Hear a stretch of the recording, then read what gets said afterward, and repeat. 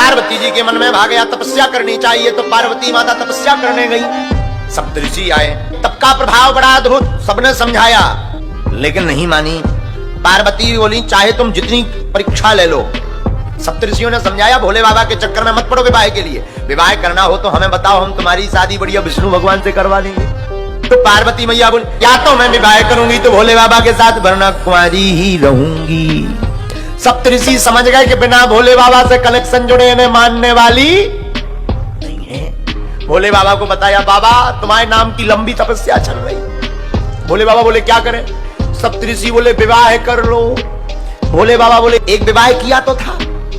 देवी जी का शरीर शांत हो गया, अब नहीं करना। भोले बाबा बोले हम शादी नहीं करेंगे। देवता बोले कर लो। भोले बाबा बोले नहीं करना, कर लो प्रभु। ब्रह्मा जी आए, भगवान ने मनाया। उसी समय तारकासुर नाम का राक्षस देवताओं को परेशान करने लगा, क्योंकि उसने भगवान ब्रह्मा जी से वरदान लिया था कि अगर हम मरे तो भोले बाबा के पुत्र के हाथों मरे, और तब भगवान को ब्याह भी नहीं बहुत। अब वरदान तो ब्रह्मा जी ने कह दिया तथास्तु। अब तो वो देवताओं को ही परेशान करने लगा। देवता नाराज होकर के ब्रह्मा जी के महाराज आपने बड़ा गड़बड़ वरदान दे दिया, देखो राक्षस पीछे लग गया, कुछ उपाय करो। अब उपाय प्रारंभ हुआ। भोले बाबा से कहा आप दूल्हा बनो। भोले बाबा बोले हम शादी नहीं करेंगे। देवता बोले कर लो। जब बार बार प्रार्थना की तो भोले बाबा ने फिर विवाह के लिए हाँ कह दिया। बोलो सियावर रामचंद्र की। लगन पत्रिका भेजी गई हिमवान के घर पर। सब देवता अपने अपने वाहनों को सजाने लगे। पहला श्रृंगार कर रहे हैं यमराज। यमराज का वाहन क्या है? भैंसा। यमराज ने से भैंसा ने पूछा आज क्या बात है, इतना श्रृंगार क्यों? यमराज ने कहा तुम्हें पता नहीं, आज भोले बाबा की शादी है। इधर यमराज स्नान करवा रहा। ऊपर इंद्र। इंद्र का वाहन क्या है? ऐरावत हाथी।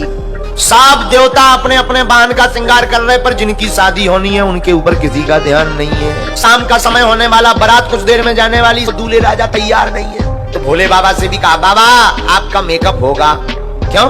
शादी है। किसकी? आपकी। अच्छा हम तो जैसे हैं वैसे ही चल देंगे। नंदी हाथ जोड़ के बोले सरकार जिस हिसाब के आपका भेष है इस हिसाब की लड़की पूरी दुनिया में नहीं। सबसे पहले भोले बाबा का उपाय किया, कहा दूल्हा को मुकुट लाओ। भोले बाबा बोले हम मुकुट नहीं पहनेंगे। तो क्या किया जाए? जटाओं का ही मुकुट बना दिया। अब क्या किया जाए? दूल्हा का फेशियल नहीं हुआ, अब फेशियल होना है। अब फेशियल को वहां लंदन तो है नहीं है कि चलो भाई क्रीम ले आओ। क्या किया जाए?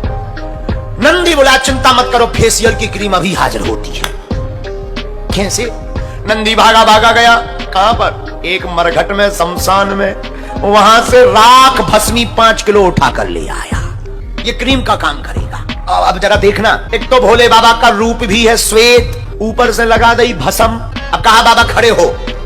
भोले बाबा खड़े भय। जिस मृगछाला पर बैठे थे वही मृगछाला उठाई, कमर में बांधी। ये ठीक है। अब बारात तैयार। भोले बाबा बोले त्रिशूल लाओ। डमरू त्रिशूल आई, तैयार हो गए, श्रृंगार हो गए। अब बारात चलने को जैसे ही शुरू हुई, बाबा बोले थोड़ा डमरू बजा दी जाए। बारात चली सो देवता आगे। कहा क्यों? बोले जिस हिसाब का इनका भेष है इस चक्कर में कौन लड़की देगा आपको। एक काम करो आगे जाकर के हम लोग रसगुल्ला खा लेंगे, बाद में जो होगा देखा जाएगा। बारात पहले ही पहुंच गई। भोले बाबा ने देखो, बोले दूल्हा भर हम भर बचे, बारात कहां है? नंदी बोले सरकार आपके सामने कोई टिक पाता है? वो तो गई। अपनी बारात बुलाओ। अब भोले बाबा ने अपनी बारात बुलाई। अच्छा भोले बाबा की अपनी बारात क्या है? भूत, प्रेत, पीताल, पूरे विश्व भर के भूत जुड़ गए। दिव्य बारात चली, नगर में हल्ला हुआ। पार्वती की माता ने जब दूल्हा का रूप देखा तो चिंतित हो गई। ऐसा वर मिला। नारद जी ने समझाया ये जो पार्वती है ना यही सती थी, ये तो जन्म जन्म से शिव की है। आप मन में खिन्नता मत रखो, आप तो विवाह का पानी ग्रहण होने 7 भावर पड़ी।